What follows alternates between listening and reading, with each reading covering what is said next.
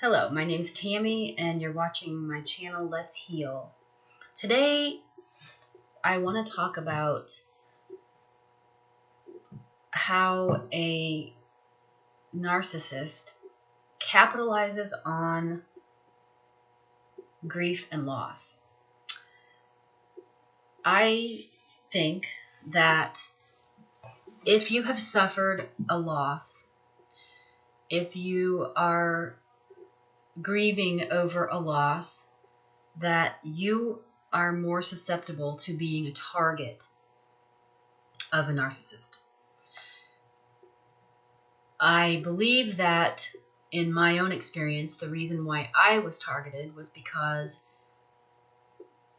I had lost my son and I was vulnerable. I had lost my son, and then I had lost more than my son. I lost my nephew, and then a year later I lost my son, and then a couple years after that I lost my daughter's we lost my daughter's baby. My daughter's baby was born and lived 12 days and died, and he was named after my son and my nephew. And then 2 weeks after he died, my house burned. It didn't burn to the ground, but it sustained substantial damage. And at that point, I literally packed up, took my 3 girls, and moved to a different town. And I should also say I lost a 25-year marriage in the process because of difference in grieving the loss of our child. And so after the fire, I literally left my house, and I left almost all of my belongings. Like, I took what I needed and I left my belongings, and that left me wide open for a lot of things. Not the least of which I had eventually rented my house, and I had a tenant that came in and sold my belongings that were there at the house and stored in an ongoing garage sale to pay the rent to me, and sold a lot of my son's things that I had stored there. And I was in a fog. I was literally in a fog because I had lost my child. And I had experienced so much trauma and was diagnosed with PTSD from the whole experience of him of losing my nephew, and then my son going to the Marines after that, and me begging him not to because I was so afraid of losing him, and then the whole experience of boot camp, which was terrible, and my son was put on suicide watch, and all of this long history. And then he came home, and he was home 2 weeks on leave before he started his assignment, and he died in a car wreck. And so I was grieving, and I was a mess, and I was fighting everything I could to pull myself out of depression and looking for happiness somewhere.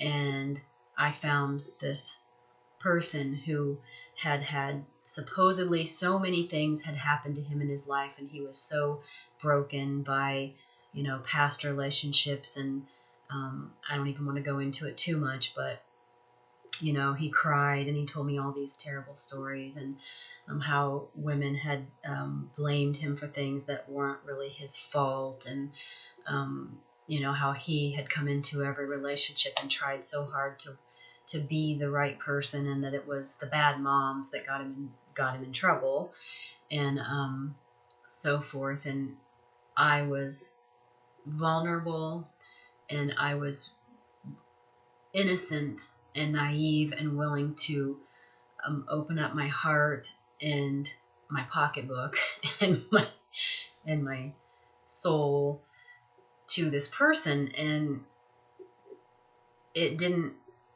occur to me that someone wasn't being real, that someone wasn't real, I guess is what I want to say. So I guess my point is that if you have suffered a loss, if you are grieving the loss of someone, whether it's your child or your spouse or your parent or a dear friend, if you are single and you are, opening yourself up at a point where you're opening yourself up to being in a relationship, please be careful. Please know that not everyone is what they appear, and that there are people out there on your Facebook and on whatever, your social sites, that are looking for a person like you who is in a weak moment, who they can pretend to pick up and they can hook you.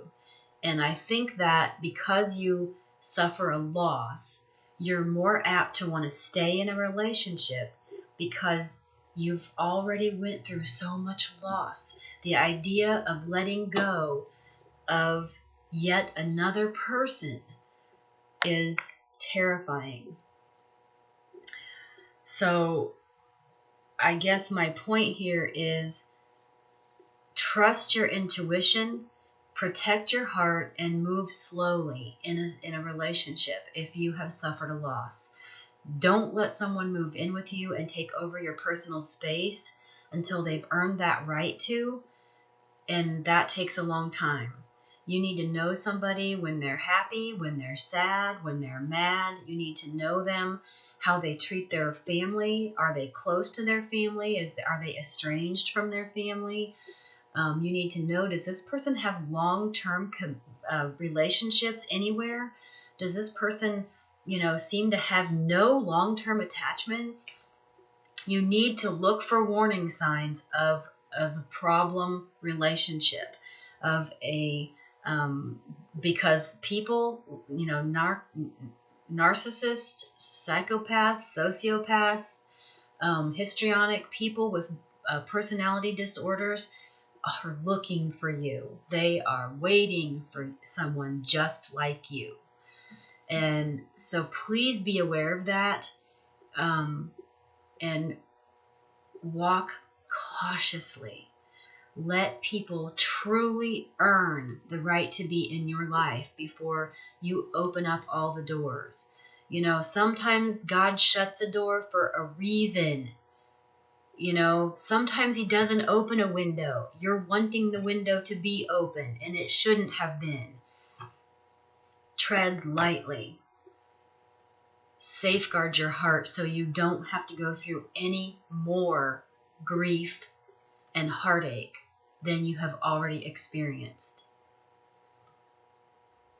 That's all I had. I just really felt that was an important message to get out there, because I feel like that's what happened to me. And if you have your own stories that you can say that support what I'm thinking here, please share them, because I would like to know that it's not just me that has this feeling. Please share them in the comments below. Please subscribe to my channel.